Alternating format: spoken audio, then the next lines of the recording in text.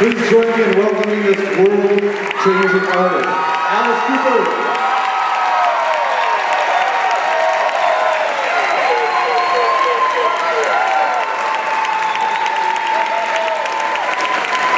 One last piece of business. Mr. Cooper, Alice, in recognition of your myriad accomplishments in the music industry and your dedication and passion for music, people, and the arts, and in appreciation of your presence here today, Musicians Institute is proud to confer upon you the honorary degree of Doctor of Music. Mr. Cooper, Dr. Cooper, the floor is yours. Thank you. I actually have another one of these, and if I get one more, I can start writing prescriptions. My band is very happy about that. You know, congratulations to the graduates, by the way. And like you said, hard work. But it raises a lot of flags that I am your keynote speaker today. Certain lack of judgment on somebody's part.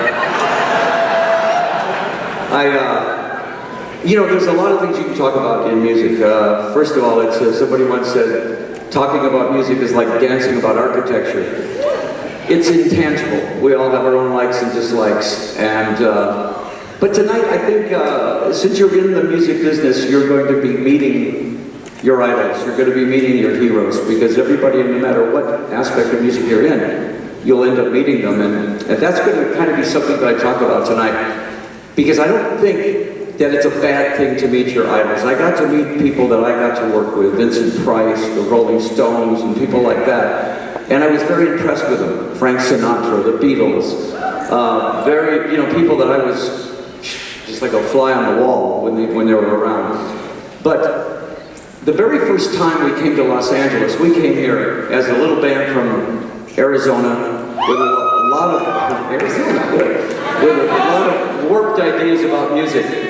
The only person that would even listen to us was Frank Zappa. Now Frank saw us play a show at a thing called Lenny Bruce's birthday party.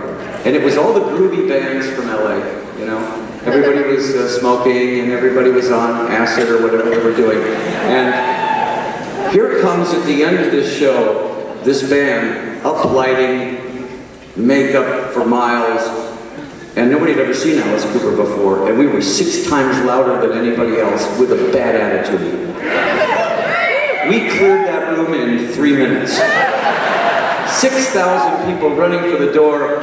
If you would have said fire, you couldn't have got people out any quicker than that. Frank Zappa saw that and said, I gotta have that band. Now, one of the reasons I mention that is because one of my theories is, if you're going to be in this business, go out on the limb as far as you possibly can. You're either going to be a genius or a total idiot. And either way, that's okay, because you went out on the limb and you tried being either one. If you were successful, you're a genius. If you fail, you're an idiot, and you start climbing out on the limb again with something else. Whatever you do, avoid mediocrity. Mediocrity is your enemy.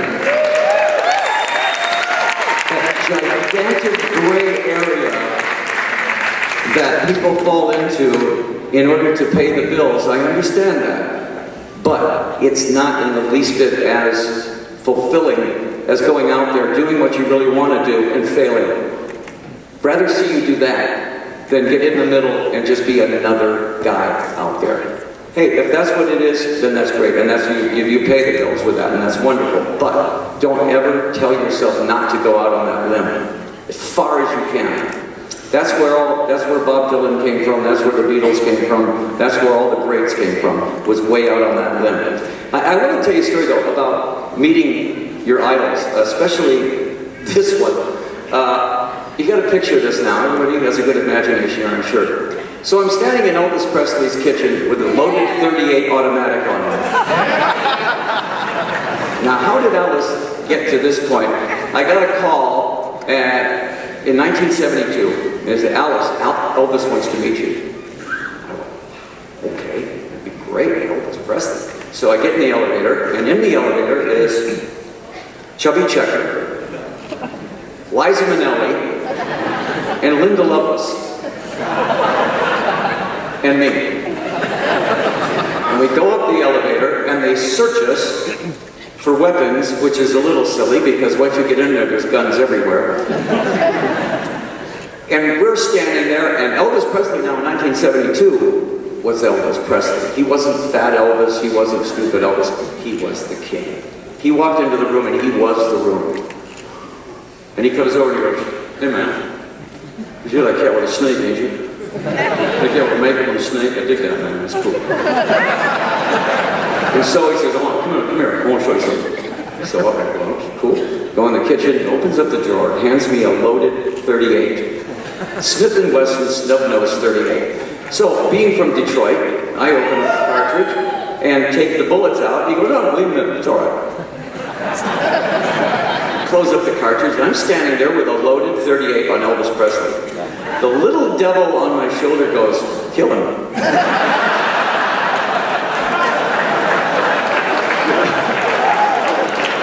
And I looked over and I went, "No." The little angel on my shoulder goes, "Wound him." Either way, it's going to be the greatest thing ever happened.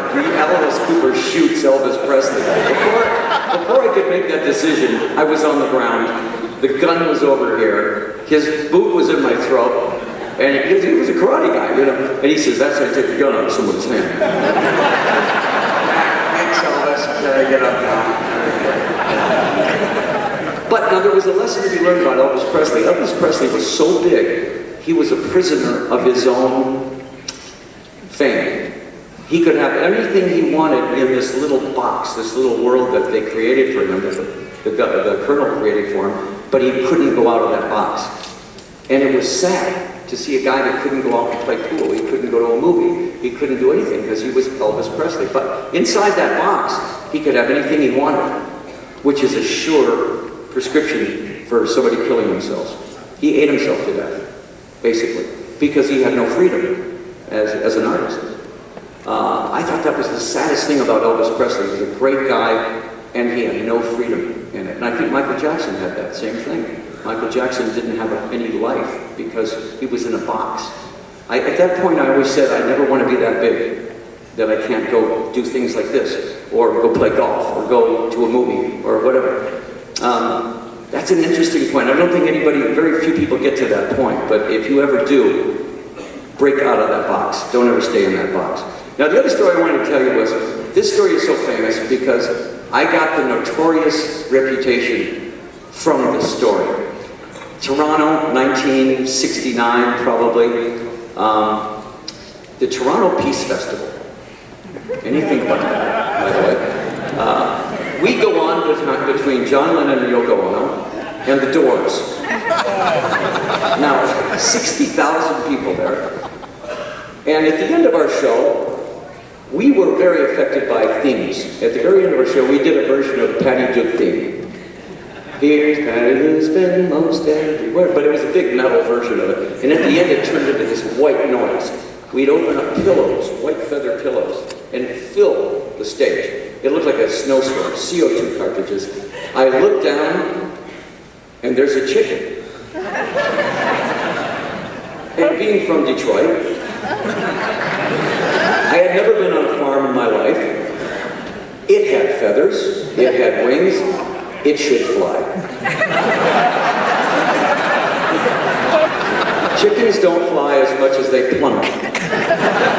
So in this melee, I pick up the chicken and toss it in the audience, figuring, well, someone's going to get a great souvenir. The audience tears it to pieces and throw the parts back up on stage. And I'm going, wow, if I fell in that audience. The next day, Frank Zappa calls me up and he says, he was my producer at that time, and he goes, "Alice, did you kill a chicken on stage last night?" And I went, "No." He said, "Well, don't tell anybody, they love it." And I went, "They love it?" He goes, yeah. You've got this image, the chicken, that everybody hates you. It's great. And I thought, oh, okay. What happened now? The kicker to the story is this. The first 5 rows were all in wheelchairs, which makes it even more bizarre. Because, you know, but to this day, I go into a city, the ASPCA is there. You gonna kill any chickens? So that was 40 years ago. Are you kidding? Come on. I never did kill a chicken. I just wanted to get that clear. Never killed a chicken. But Colonel Sanders never gets any of this, right? He kills billions of chickens and never has any problem. Another thing I wanted to bring up is I get a lot of young bands coming to me. And when they come to me, they have the greatest image in the world. I mean, they are dark, pointed teeth, you know, and they're chewing on raw meat. And, you know, I want you to produce this, you know, and I'm okay, let me hear your songs. And I listen to it and I go, I get it, you're angry. Because it's basically them screaming at me with a beat. And I go, okay, I said, if you really want me to produce you, I want you to do one thing for me. This will prove if you really want me to produce you. I'm going to give you 3 or 4 CDs to listen to for a week, and that's all I want you to listen to. Okay. Here's a good break. I give him Burt Bacharach. I give him Meet the Beatles, Pet Sounds, and maybe West Side Story. And I say, listen to these albums. This is the blueprint, the construction of what a real song sounds like. Then come back and play me a song and be as angry as you want. It doesn't have to be yesterday or this or that. I said, but this is the way a song is constructed. I never get anybody coming back. Those bands just disappear because they don't want to know about how a song is written. It's too bad because that really is the architecture of a song. When you listen to a Bacharach song, or you listen to a Broadway song, or you listen to Paul Simon or anybody like that, those songs are crafted, and they're really well crafted. You don't have to be sappy or you know, melodramatic or overly romantic. Just look at the construction of that song. Be as angry as you want and write that song like that. And you'll have something that really is unique. You'll have something new and unique. Because people just don't do that anymore. It's too bad. I'm afraid that a lot of our young rock bands are afraid to be rock stars. You know, they're kind of timid. I see bands that, this is the hottest new band. And you're like, oh, I love the environment. Oh, I like trees. I hate oil. And I'm going, where's Guns N' Roses in this? You know, I mean, a rock band is supposed to have some attitude, and it's not supposed to just fit in. It's the only pet peeve I have right now. The only rant I have is, why are not bands trying to be bands anymore? So anyways, if you are in a band, toughen up a little bit, okay? Girls too. Same with the girls. So anyways, I'm going to leave you now. Thank you for the doctorate, by the way. I'll probably be seeing you, a lot of you out there in the business, because we work with everybody from every aspect of the business. Hopefully these bands that were up here tonight were great. Let's hear a hand for those bands.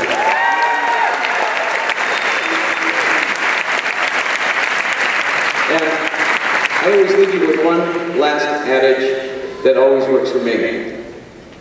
Be the person that your dog thinks you are. Think about it.